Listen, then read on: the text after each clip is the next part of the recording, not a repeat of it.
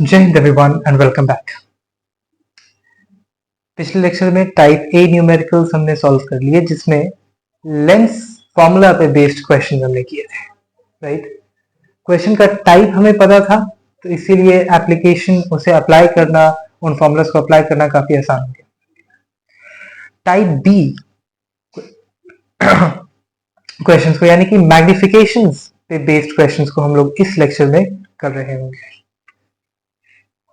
Type B numericals हमारा magnification पे based होंगे, यानी कि m is equal to H I upon H O, height of the image divided by height of the object, that is image distance by object distance पे।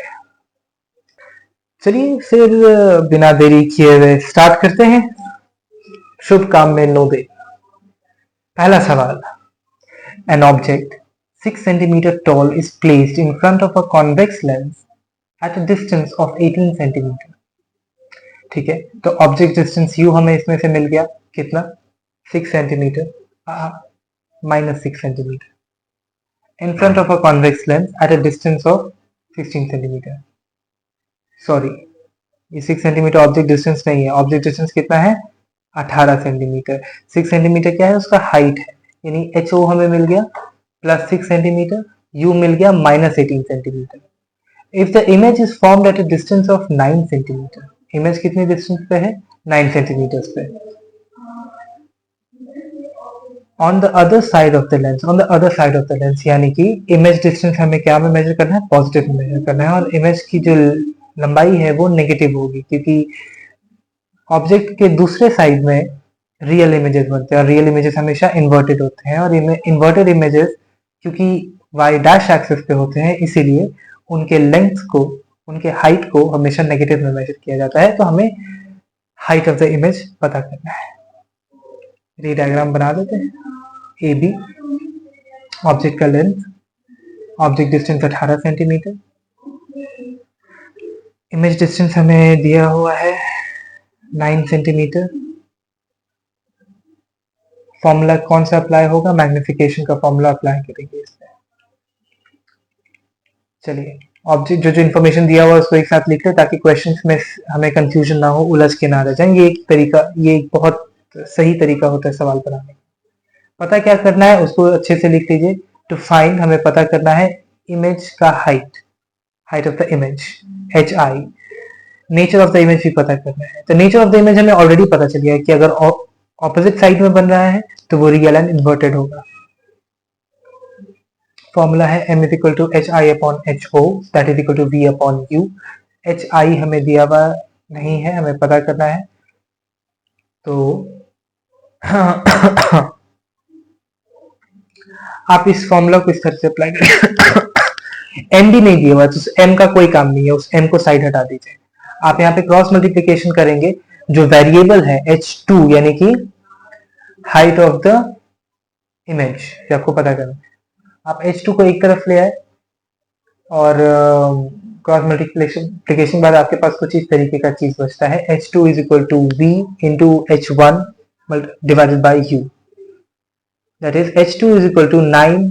आपका v कितना दिया हुआ है, 9 दिया हुआ है, और height hi, height of the object 6 centimetre है, और ऑब्जेक्ट डिस्टेंस माइनस 18 सेंटीमीटर है।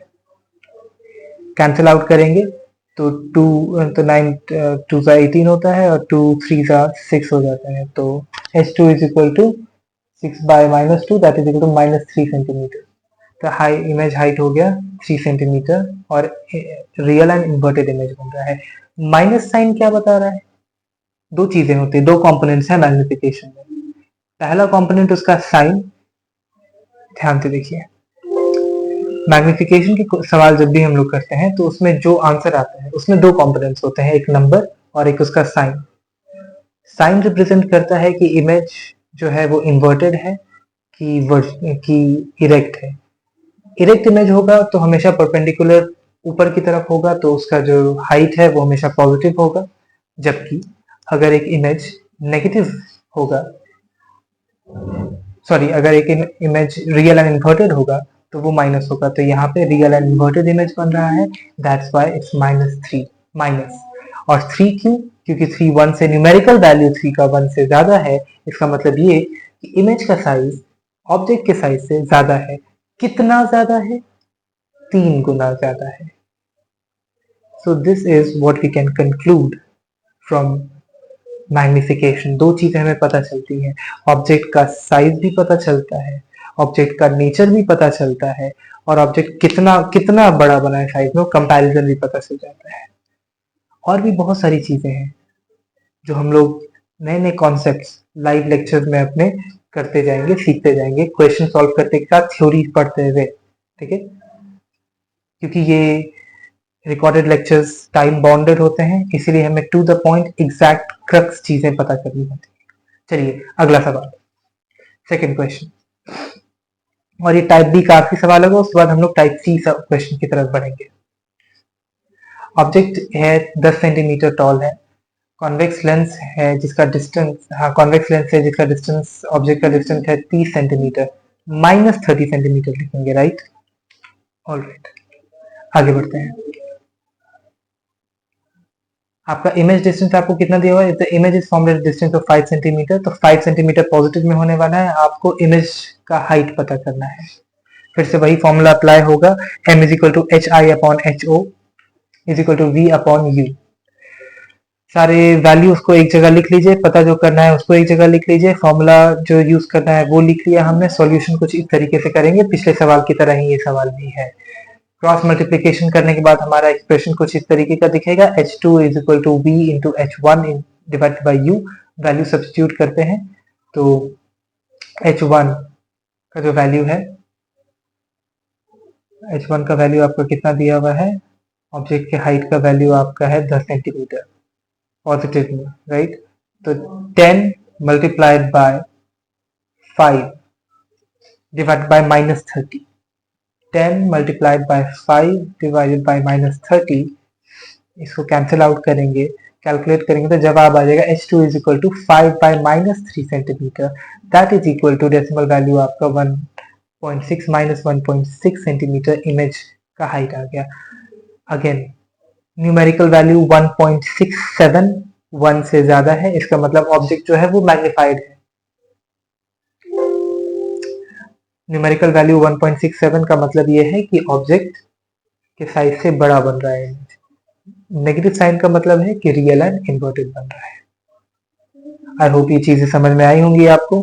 चलिए अब हम बढ़ते हैं टाइप सी क्वेश्चन की तरफ। टाइप सी में जो फॉर्मूला इस्तेमाल करेंगे वो हमारा लेंस फॉर्मूला ही होगा, और मैग्निफिकेशन के फॉर्मूला दोनों को कंबाइन करके हम लोग क्वेश्चन सॉल्व कर रहे होंगे। इससे भी 2 क्वेश्चन सॉल्व करेंगे। अब यहाँ पे क्योंकि दोनों फॉर्मूलास को एक साथ अप्लाई करना है हमें, तो ये बहुत इंपॉर्टेंट हो जाएगा कि आप कॉमन सेंस, कंसंट्रेशन अपना बनाए रखें, क्योंकि अगर दोनों में से कुछ भी गड़बड़ाएगा तो ये सवाल नहीं बन पाएंगे। क्वेश्चन है, अ 5 सेंटीमीटर टॉल ऑब्जेक्ट, यू पता चल गया 5 सेंटीमीटर, सॉरी ये यू नहीं है, कंफ्यूज आप मत होना, ठीक है। हम हड़बड़ी में अगर बोल दें, आप बिल्कुल कंफ्यूज मत होना। H O height of the object कितना है? 5 सेंटीमीटर है। Is place perpendicular to the principal axis of a convex lens. Convex lens से परपेंडिकुलर रखो, ठीक है। लेंस का भी टाइप पता चल गया हमें। फोकल लेंथ कितना है? 50 सेंटीमीटर। फोकल लेंथ पॉजिटिव कि नेगेटिव? कॉन्वेक्स लेंस के फोकल लेंथ जो होता है वो पॉजिटिव होता है, तो +50 सेंटीमीटर एफ हम लोग को मिल गया। डिस्टेंस ऑफ द ऑब्जेक्ट यानी कि u है -10 सेंटीमीटर।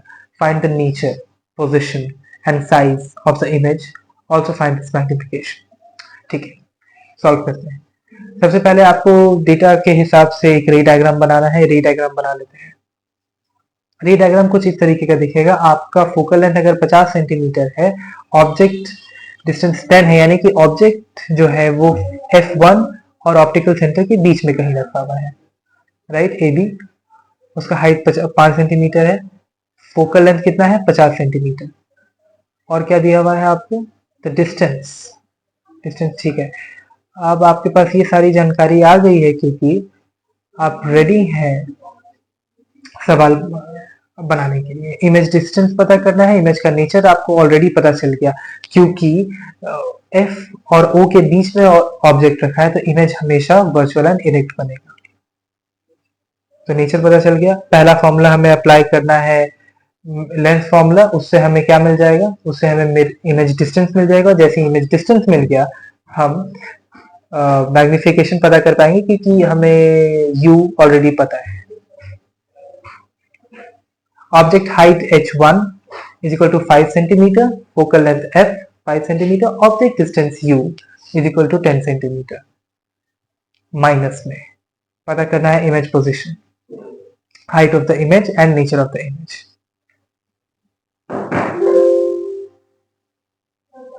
मेरे इतने जल्दी जल्दी आगे बढ़ने का रीजन ये है कि ये क्वेश्चन कि लॉजिक हम ये सॉल्यूशंस लिखने के पहले ही डिस्कस कर लेते हैं।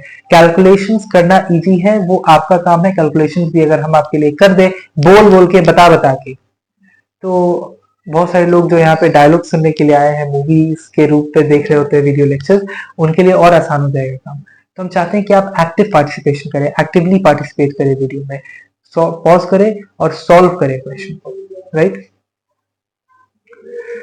फॉर्मूला ये है जिसमें से हमें u पता है, f पता है, v नहीं पता। तो v को एक तरफ रख देते हैं, 1 by V is equal to formula दिए हुए, चलिए ठीक है, 1 by V is equal to 1 by F plus 1 by U. ये आ गया वैल्यू, ये आ गया हमारा एक्सप्रेशन। अब इसमें आप जैसी वैल्यू डालेंगे और कैलकुलेट करेंगे, आपका जवाब आ जाएगा। क्या जवाब आएगा आपका? एलसीएम कितना आ जाएगा? 50। अब 1 minus 50 is equal to minus 4 by 50, यानी कि v is equal to 50 minus 50 by 4, 12.5 centimetre. The image distance हमें मिल गया। इमेज डिस्टेंस हमें कितना मिला? 12.5 centimetre on the same side of the lens, on the same side of the object.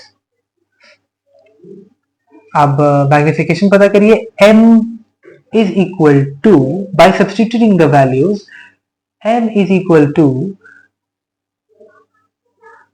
minus 12.5।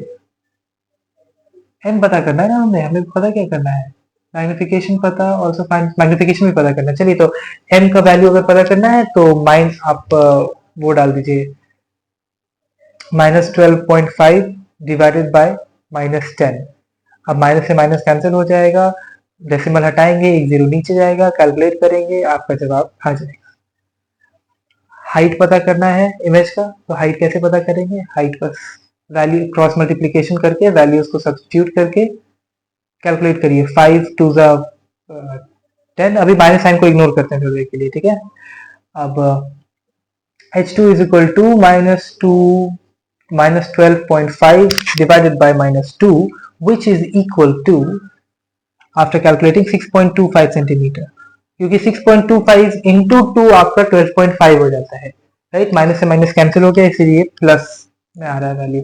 h2 वैसे भी प्लस ही आएगा क्योंकि हाइट ऑफ द इमेज, क्योंकि इमेज इरेक्ट बन रहा है तो पॉजिटिव आना था, इमेज हाइट आ गया 6.25 सेंटीमीटर। और इरेक्ट इमेज बन रहा है, मैग्निफिकेशन कितना आया आपका? v बाई यू से पता कर लिए, 1.25। यानी कि यहाँ पे आपको न्यूमेरिकल वैल्यू, मैग्निफिकेशन की न्यूमेरिकल वैल्यू 1.25 1 से ज्यादा मिल रही है और साइन है पॉजिटिव। इसका मतलब है कि इमेज वर्चुअल बना है और इरेक्ट बना है और ऑब्जेक्ट के साइज से बड़ा बना है। अगला सवाल, और ये इस लेक्चर का आखिरी सवाल होगा और ये इस चैप्टर का भी आखिरी सवाल होगा, because this is the last lecture of this chapter. A 3 centimeter tall object is placed perpendicular to the principal axis of a convex lens of focal length 10 centimeters. The distance of the object from the axis is 18 centimeters. Find the nature, position and size of the image. Also find its magnification. Object का height दिया हुआ है हमें 3 centimetre और focal length दिया हुआ है 15 centimetre. तो ऑब्जेक्ट डिस्टेंस हमेशा हम लोग नेगेटिव में मेजर करते हैं because it's on the left side of the lens, Cartesian convention के हिसाब से। तो 3 सेंटीमीटर हो गया। फोकल लेंथ आपका आ रहा है 15 सेंटीमीटर। ऑब्जेक्ट डिस्टेंस है -18 centimetre. Object, the distance of the object from the axis is 18 centimeter. Object from the axis is 18 centimeter. हाँ ठीक है। तो यहाँ पे रे डायग्राम में आपको फोकल लेंथ पे 18 डिनोट करा है, जबकि फोकल लेंथ पे वो नहीं होना चाहिए, वो आपका ऑब्जेक्ट और ऑप्टिकल सेंटर के बीच की दूरी है। अब आप इसमें वैल्यू डाल के सब्स्टिट्यूट करके कैलकुलेट कर लीजिए, जवाब आ जाएगा। कैसे करेंगे आइए दिखाते हैं। हाइट इमेज पोजीशन पता करना है, यानी कि v पता करना है, image distance, height of the image पता करना है, नेचर ऑफ द इमेज पता करना है। नेचर ऑफ द इमेज हमें ऐसे ही पता चल रहा है कि रियल एंड इन्वर्टेड है। मैग्निफिकेशन भी पता करना है हमें। सबसे पहले पिछले सवाल की तरह ही ये सवाल है, मिरर फॉर्मूला लगा के v निकाल लीजिए। v कैसे निकालेंगे? v ऐसे निकालेंगे 1/v is equal to 1/u plus 1/f। आ गया? वैल्यूज डालिए। f की वैल्यू कितनी है? 15 है। u की वैल्यू कितनी है? -18। कैलकुलेट कीजिए। एलसीएम कितना आया है? एलसीएम आ गया आपका 90, और 90 को फिर जैसे ही मल्टीप्लिकेशन डिवीजन करते हैं 15 और 18 से आपके पास v की वैल्यू -90 सेंटीमीटर आ गई, यानी कि इमेज डिस्टेंस जो है वो 90 सेंटीमीटर है। अब अगर 90 आ गया, u पहले से कितना दिया हुआ है हमें? u दिया हुआ है 15 सेंटीमीटर। तो आप कैलकुलेट कर सकते हैं, राइट? v माइनस u होता है मैग्निफिकेशन का फॉर्मूला। तो 90 माइनस 90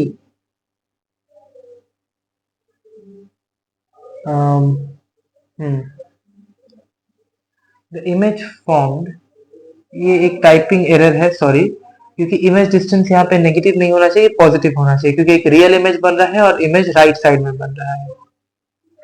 तो v की वैल्यू -90 सेंटीमीटर नहीं, +90 सेंटीमीटर होनी चाहिए, राइट? क्योंकि -90 तब होगा ना जब लेफ्ट साइड में इमेज बनेगा, जबकि यहाँ पे इमेज तो राइट साइड में बन रहा है। The image is formed at 90 centimeter on the other side of the lens.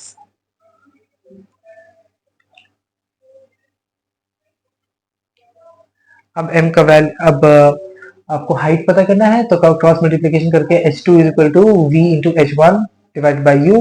v की वैल्यू हमें 90 सेंटीमीटर पता है, h ऑब्जेक्ट की हाइट 9 सेंटीमीटर, और अब divided by -18 centimetre. 5 times 15 is equal to the height of the -50। -15 is the height of the image। -15 क्यों आ रहा है? क्योंकि इमेज जो है वो इन्वर्टेड बन रहा है। The image height is 1.67 and it is inverted।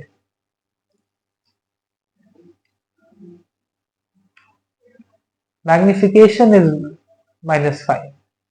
The image height is not 1.67, the image height is 15 centimeters। तो v बाई यू आप जैसी वैल्यू डालते हैं 90 डिवाइडेड बाय 18 -18, आपका जवाब आ जाता है -5 सेंटीमीटर। माइनस साइन आपको दिखा रहा है कि इमेज जो है वो इन्वर्टेड है, और 5 जो न्यूमेरिकल वैल्यू वो दिखा रहा है कि जो इमेज है वो ऑब्जेक्ट से 5 गुना ज्यादा बड़ा बना है। उम्मीद करते हैं कि इस चैप्टर के सारे न्यूमेरिकल, सारे के सारे कॉन्सेप्ट्स, सारी नई नई चीजें, चाहे वो न्यू टाइप्स के लेंसेज का इंट्रोडक्शन हो, मिरर्स का इंट्रोडक्शन हो, स्फेरिकल मिरर्स में कॉन्केव और कॉन्वेक्स मिरर्स, उनके कंपोनेंट्स, उनमें साइन कन्वेंशन, फिर मिरर फॉर्मूला, उसके बाद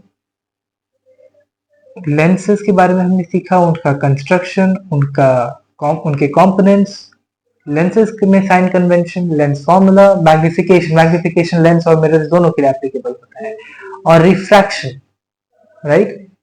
ये कॉन्सेप्ट भी आपको refraction through a glass slab जो हमने सीखा वो भी आपको क्लियर होगा। Refractive index, absolute refractive index जो होता है, और अनएब्सोल्यूट जो कंपेयर करने वाला रिफ्रैक्टिव इंडेक्स होता है, वो चीजें आपको समझ में आई होंगी।